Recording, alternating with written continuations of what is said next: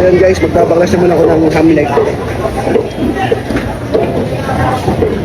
Underline. Ito. Tututol kayo ng pata dito, tandaan nyo yan. Pero kanya-kanya tayong diskarte, iba rito nilalagay. Sa akin dito kayo umpisahan. Ayan. Kanya-kanya diskarte, ayan. Ayan. Tapos ito, yung iba inihiwa inihiwa. So ako pinutuktok ko na yan para mapadali. Ayan lang.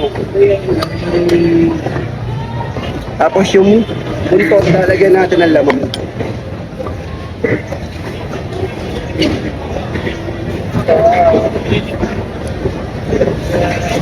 Ayan lang guys, okay na. Ayan. So kami, hindi pa kami nagtatanggal ng bias.